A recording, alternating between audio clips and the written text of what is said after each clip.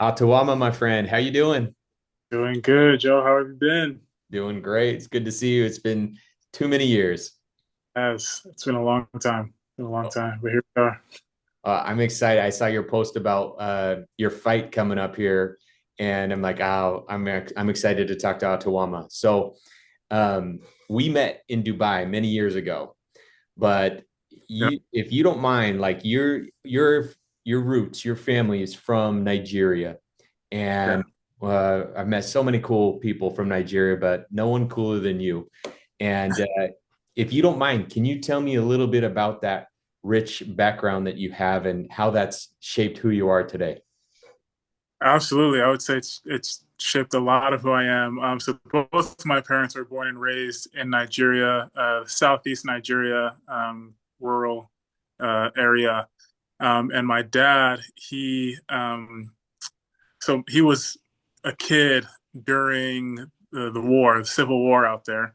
Hmm. Uh, so grew up in pretty tough times and had a poor background, but was always a great student and really smart guy and hard worker. And so he um, worked a ton and was his top student in his class.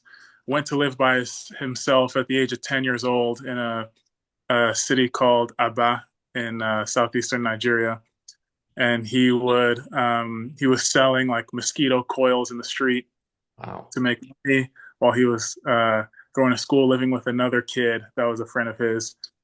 Anyway, long story short, he ends up getting a scholarship to come to the U.S. He ends up going to the University of Texas and studying business there. And after a few years, got a couple of master's degrees and started working in the U.S. and went to New York, which is where I was born. Hmm. And so, but obviously, I think he moved to the U.S. when he was in his late 20s. Hmm. So all his background was in Nigeria, and I was raised in a very Nigerian household.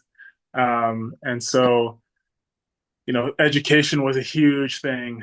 Um, Taken very seriously. I always had to do good in school, and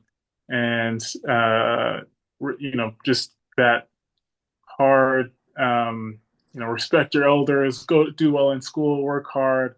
All that upbringing was in my household growing up. And so, yeah, I would say Nigeria.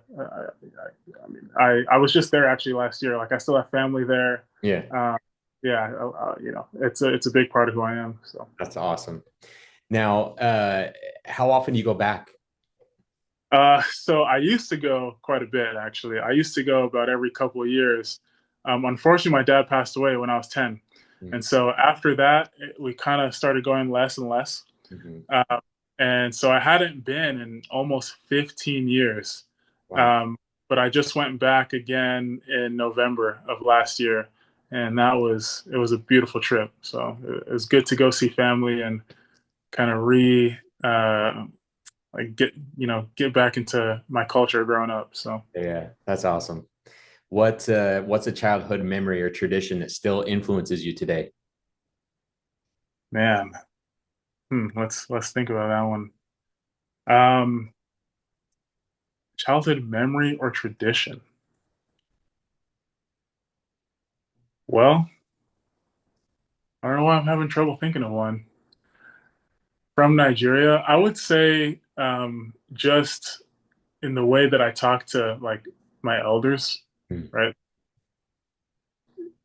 In Nigeria, you really like you even call like your older brother or your older sibling, you address them by a certain name. You don't even call them by their first name, Oh, right? wow. Yeah. So just I feel like anytime I'm around older people, I just kind of feel that need to respect them and I gravitate towards them and have that interest. So I'd say that's a big one. Um, yeah, sorry, I'm not No, I that's don't know. cool. What's the name for like if you were my older brother, what would I call you? So yeah, you would if I was your older brother, you'd call your older brother Dede. Dede. Yeah, Dede, and older sister is Adanne. Adane. Yeah. All right, cool. So Well, what's and actually you brought up the importance of education with your father. That's an amazing story. Thank you for sharing. And that's how we met because you came to Dubai for school, right? I did, yeah. So I went to Dubai to do my master's degree, That's which awesome. like the standard, right? It's like at least get your master's. Yep. Nigerian household. So yeah, I went there to do my master's degree in international business and kind of followed in my father's footsteps in that regard. Like was always interested in business and finance. So um, I, you can see the influence. See Yeah. the Man, and how has that changed your life? Because you've got the Nigerian roots, then Mhm. growing up in the U.S., traveling back and forth, then you go to Dubai because I mean, you're finalizing your master's, and you meet your wife there as Yeah, well. yeah, totally unexpected. It's awesome. Well, she is Ariana she is awesome. We love her, and you guys both have great smiles. You've got your kids are going to grow up with the best smiles in the world. Thank you so much. Yeah, she's amazing. She's definitely the better half. Actually, the better three quarters, I should say. There you go. Yeah, you got lucky. Good job marrying up. Well, Atuama, let me ask another tough question because we've known each other now for many years. But what's been a project or moment from that time, from your days in Dubai, that's been very challenging, but it ended up being super rewarding for you? Man, Dubai was it was such an interesting experience. I would say I wouldn't say it was a specific project, but I would just say um, being exposed to a place where people are very entrepreneurial, very adventurous, and you get that exposure to so many different walks of life and different types of people. I think it just influenced the way I've lived my life since I've been. Being willing to take risk and just take that leap, to go for what you want, and really dream big. I would say Dubai is like the number one place for dreaming big. And like Yeah. you were just such visionaries, and they accomplish great things. And so it just kind of opened my eyes to what's possible in life, what can be achieved. And so now, it's driven all of my career decisions and personal decisions as well. So I'd say that's probably the biggest takeaway from Dubai for sure. That's awesome. That's huge. And there was a lot of Nigerians in Dubai, leveling up and doing what you said. So that's cool. Some of my good friends playing basketball were from Nigeria. So did you Cool. meet a lot of other people that you didn't know from Nigeria while you were there? Yeah, I met a lot of Nigerians actually. And I remember there were a couple of Nigerians in my class that they were the sons of the vice president of Nigeria at the time. Wow. So it was interesting because, I was born in the States, raised in the States, parents born and raised in Nigeria and have a ton of family there. And, I understand the culture and everything. And to go and like be and get to know people that were so influential in the country where I have heritage, it was kind of bizarre to see that. But yeah, I met a ton of Nigerians out there. Nigerians are everywhere. They say that one in every five black people you meet is a Nigerian. Wow. That's that I've heard. That's awesome. Yeah, we one of the friends that I played ball with, his father was a chief of a pretty prominent village. And so Uh, I saw videos and photos from their wedding, and it was all out, man. Nothing like a Nigerian wedding celebration. Holy cow. that's the truth. That is the truth. Yeah. That's one of the biggest events I mean, in any culture, it's big. Like, yeah, in Nigeria, it's they go all out. They go all out. They're even like just throwing money. I don't know if you've seen videos, but like they'll just be throwing money on Yep. people dancing. Or I mean, yeah, it's crazy. Now, how has that been merging your guys' lives? Because your she's got some rich African background as well, different country, but she's also very European at the same time. Exactly. Yeah. So I feel like we were able to relate in that way. Because yeah, she's from Ivory Coast, Hmm. and so West Africa, it's just 2, 3 countries over from Nigeria. It's actually very similar culturally. The food is similar, culture similar, similar region.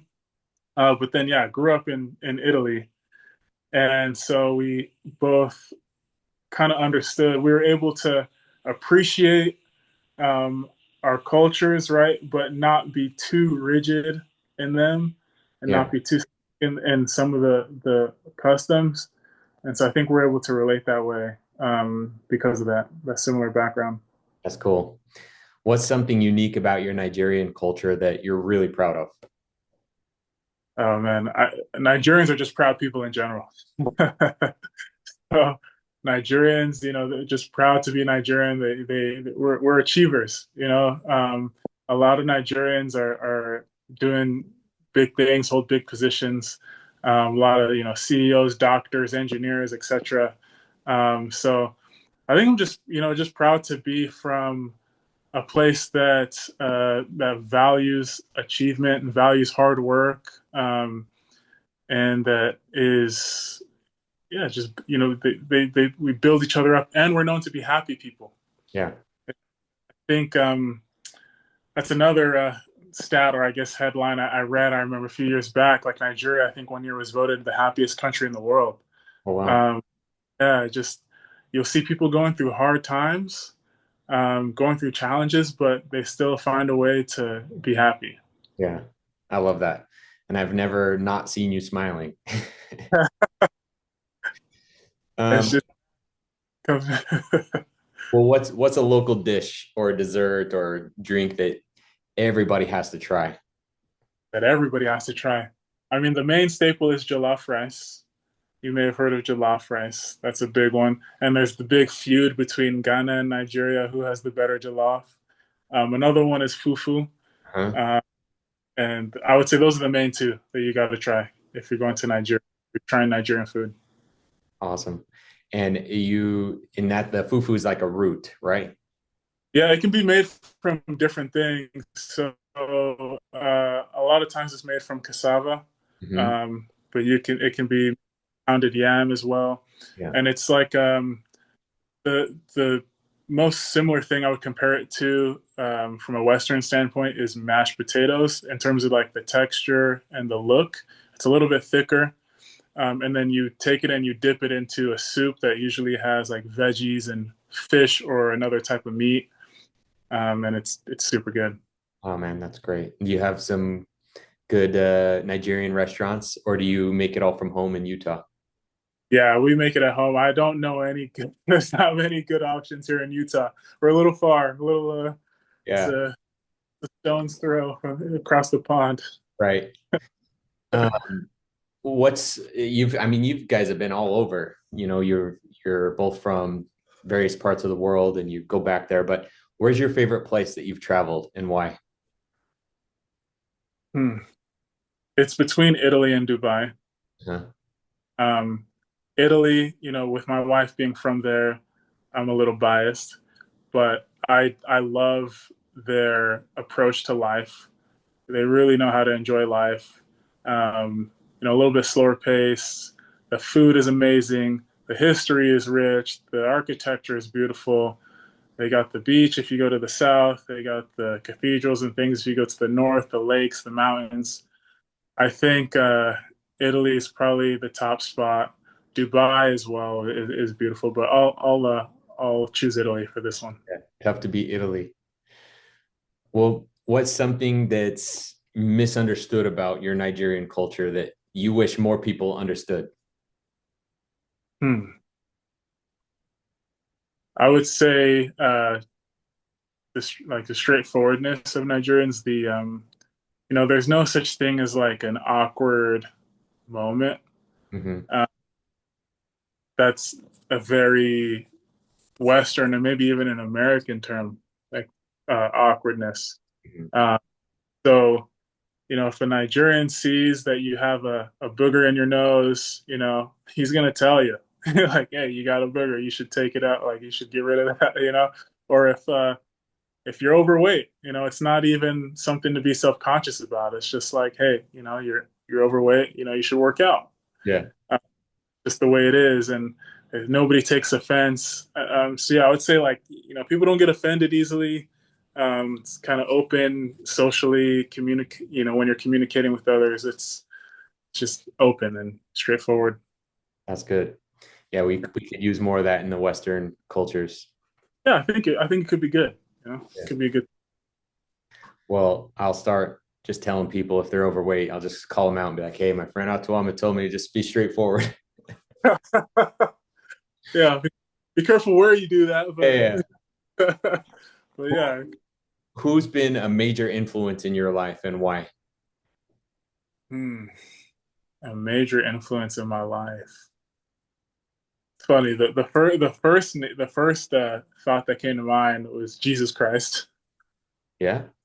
To be completely honest,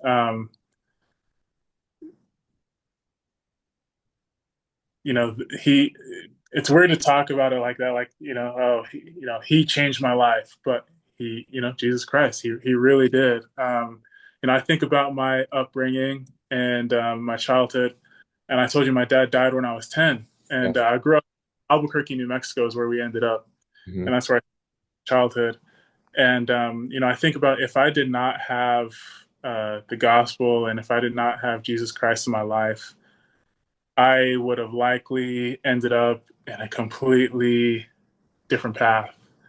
And so the influence that Christianity had on me and Jesus Christ, just huge. It gave me a foundation. It gave me um, something to live for and to live my life by, and gave me a path. So I'd say that's the number one. My main man, JC.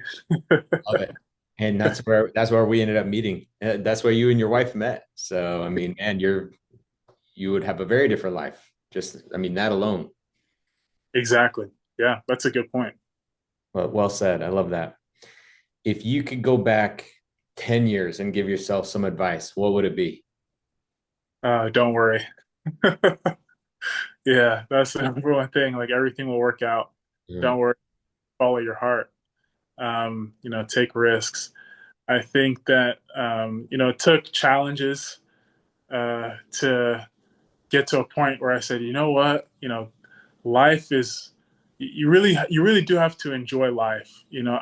Obviously we have to work and we have to take care of our responsibilities, but if you can find a way to enjoy life through that journey and through those responsibilities, that's what makes it fulfilling and worthwhile. And go for the things that you want, and yeah, just go for it. Go for those things that you want and work to be successful. Trust your feelings and just keep going. Love it. What's something unique or funny about Atuama that most people don't know about? Funny and unique. I mean, I love MMA. Mhm. Um, that's I don't know if that's funny, but that's but it's unique. Yeah, I think martial arts for me has it's weird, it's had a big influence on my life, and I think it's because of the I love the risk um, reward aspect of it. So you look at a sport like MMA, obviously it's extremely risky, um, it's dangerous, but the culture within the sport is beautiful. It's a culture of humility, a culture of learning, um, and self improvement. Mhm. Um, and so, you know, and then another thing too is because the risk is so high, um, it forces you to improve over time. If you're going to spend time in MMA, you either improve or you kind of get out of it, Yeah. because you're either going to take a ton of damage or you're going to learn to protect yourself, and which makes that makes you a better fighter. So I love the um, the consequence of failure teaches you to level up faster in the sport. And I That's think that applies to life, right? Like in anything you do, if you're going for something big, that consequence of failure teaches you so fast. Oh, I definitely don't want to experience that again. How can I improve? How can I fix that? love it. And we have a fight. When is it? August 23rd. August 23rd, so soon. Yeah, Okay. So can we just I mean, I have no idea my schedule. Can you just show up or do we need to buy a ticket? How do I get to this? Yeah, so you do have to buy tickets. I want to say they're 20 or $30, something like that. And the promotion is Crown Fighting Championship. They're in Hurricane, Utah, which is just 30 minutes outside of St. George Mhm. at the Washington County Fairgrounds. And Okay. then I also think that they're going to have a link to watch it online. I don't know for sure, but I was told that they would have a link. So once that's out, I will post it wherever I can. Nice. Well, I would love to try and make it, but good luck to you. That's awesome. Thank you. What's something that you're just extremely grateful for right now? My family, my son, my wife, extremely grateful, and my career. I feel really grateful to do what I love, Mm. and to have just an amazing wife, an amazing son. That are really my backbone, my foundation. So yeah, just happy to have people I love around me and people that love me. That's awesome. Well, this has been great. A couple quick fire questions to end, Atuama. If you could retire in only one place, the beach or the mountains, where would you go? The beach. Yeah. What's a book or a movie that you recommend everybody watch or read? The book I recommend is Never Split the Difference, by I'm forgetting the name. Forgetting the name of the guy. It's called Never Split the Difference, though. If you Google it, you'll find it. It's about negotiation, and it's just around the concept that every conversation is a negotiation, and it kind of changes the mindset around negotiating. It's not just about getting what you want, but it's really about listening. Yeah, sweet. I will look that up and read it. I love it. Now, and how can people connect with you? What's the best way? Just on social media? Yeah, social media. My Instagram is my first name underscore middle name, so Atuoma underscore Ihemba. Um, that's really the only social media platform I use. Sorry. So other than that, it's text or email. That's cool. Okay, well, I'll tag you in the show notes. And then, what's Ihemba? What's that mean? Ihemba. So that's my middle name, and it means light of the people. And so that's my son's first name as well. We Oh, gave, cool. yeah. Very fitting. And what does Atuama mean? Atuama means good example. Nice. Wow. I hesitate to tell people sometimes because then I got to live up to it. But Yeah. that's meaning. Well, I think you're doing a great job, and I appreciate your time, Atuama. Good luck with that fight. I'll try and get there, and we'll talk soon. Talk soon. It's good to see you. You too. See you, man.